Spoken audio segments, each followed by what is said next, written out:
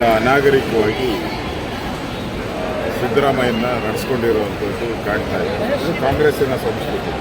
ಹಿಂದೆ ವೀರೇಂದ್ರ ಪಾಟೀಲರು ಕೂಡ ಅದೇ ರೀತಿ ಕಾಂಗ್ರೆಸ್ ಅವರು ಈ ರೀತಿ ದೌರ್ಜನ್ಯ ಮಾಡಿ ತೆಗೆದುಹಾಕಿದ್ರು. ಕಾಂಗ್ರೆಸ್ಸು ಆ ಸಂದರ್ಭದಲ್ಲಿ ವೀರೇಂದ್ರ ಪಾಟೀಲ್ ತೆಗೆದುಹಾಕಿದಾಗ ಇಡೀ ಲಿಂಗಾಯತ ಸಮುದಾಯ ಅವರ ವಿರುದ್ಧ ತಿರುಗಿ ಬಿದ್ದು ಇವತ್ತವರೆಗೂ ಸರಿ ಹೋಗಲೇ ಇಲ್ಲ. ಈಗ ಸಿದ್ದರಾಮಯ್ಯನವ್ರನ್ನ ಅದೇ ರೀತಿ ಹೀನಾಮಾನವಾಗಿ ತೆಗೆದುಹಾಕಿದ್ದಾರೆ. ಅವರು ಕೊನೆಗೆ ಒಂದು 3 ತಿಂಗಳು ಟೈಮ್ ಕೊಡಿ ಅಂದ್ರೂ ಕೊಟ್ಟಿಲ್ಲ, 15 ದಿನ ಟೈಮ್ ಕೊಡಿ ಅಂದರೂ ಕೊಟ್ಟಿಲ್ಲ.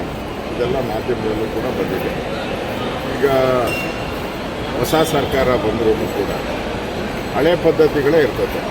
ಅದೇ ರೇಟ್ ಫಿಕ್ಸು, ಎಲ್ಲ ಡೆವಲಪರ್ಗಳಿಗೆ, ಮನೆ ಕಟ್ಟೋರಿಗೆ, ಈ ಖಾತಾ ಮಾಡೋರಿಗೆ ಅದೇ ರೇಟೇ ಫಿಕ್ಸು. ಲಂಚ ಅಂತೂ ತಾಂಡವಾಡ್ತಾ ಇದೆ. ಅದಕ್ಕಿಂತ ಹೊಸದೇನು ಮಾಡಲ್ಲ. ಅದೇ ಬಾಟ್ಲು, ಅದೇ ಹೊಸ ಎಂಡ ಅಷ್ಟೇ. ಬಾಟ್ಲು ಅದೇ, ಎಂಡ ಹೊಸದಷ್ಟೇ. ಅದರಿಂದ ಕಾಂಗ್ರೆಸ್ ಪಾರ್ಟಿಯಿಂದ ಇದು ಭಾಳ ನಿರೀಕ್ಷೆ ಮಾಡೋಕ್ಕಾಗಲ್ಲ. ಈಗಾಗಲೇ ಸಿದ್ದರಾಮಯ್ಯನವರು 7 ಲಕ್ಷ ಕೋಟಿ ಸಾಲ ಮಾಡಿಟ್ಟಿದ್ದಾರೆ. ಡಿ ಕೆ ಶಿವಕುಮಾರು ನಿಮ್ಗೆ ಗೊತ್ತಿದೆ, ಡಿ ಕೆ ಶಿವಕುಮಾರ್ ಏನು ಬಿಡಲ್ಲ, ನಾನೇನು ಕಡಿಮೆ ಅಂತ ಇವರು ಒಂದು 3 ಲಕ್ಷ ಕೋಟಿ ಸಾಲ ಮಾಡ್ಬೋದು.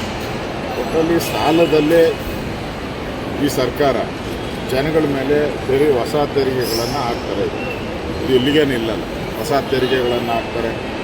ಮತ್ತು ಈಗ ಮಂತ್ರಿ ಖಾತೆಯ ಖ್ಯಾತೆ ಶುರು ಆಗ್ತದೆ. ಹಳಬರನ್ನೆಲ್ಲ ಬಿಡ್ತಾರೆ ಅಂತ, ಅವ್ರನ್ನೆಲ್ಲ ಬಿಟ್ಟರೆ ಅವ್ರು ಸುಮ್ಮನೆ ಇರ್ತಾರೆ, ಅವರು ತೊಡೆ ತಡ್ತಾರೆ. ಒಟ್ಟಲ್ಲಿ 2 ವರ್ಷ ಇದೆಯಲ್ಲ, ಜಗಳಗಳ ಕಾಂಗ್ರೆಸ್ ಸರ್ಕಾರ, ಹೊಡೆದಾಟಗಳ ಸರ್ಕಾರ, ಕುರ್ಚಿಯ ಗಲಾಟೆಯ ಸರ್ಕಾರ. 2 ವರ್ಷವೂ ಇದೇ ನಡೆಯೋದು. ಜಗಳ ಬಿಟ್ಟರೆ ಏನು ಮಂತ್ರಿ ಸ್ಥಾನಕ್ಕೆ ಉಳಿದಿದ್ದೆಲ್ಲ ಅಭಿವೃದ್ಧಿ ಶೂನ್ಯ ಆಗ್ತದೆ. ನನಗನ್ಸುತ್ತೆ ಹೊಸ ಸರ್ಕಾರಕ್ಕೆ ಸವಾಲು ಸಿದ್ದರಾಮಯ್ಯನವರೇ ಸವಾಲು. ಇಬ್ಬರ ವ್ಯಕ್ತಿಗಳ ಯಾರು ಉತ್ತಮ ನಾಯಕ?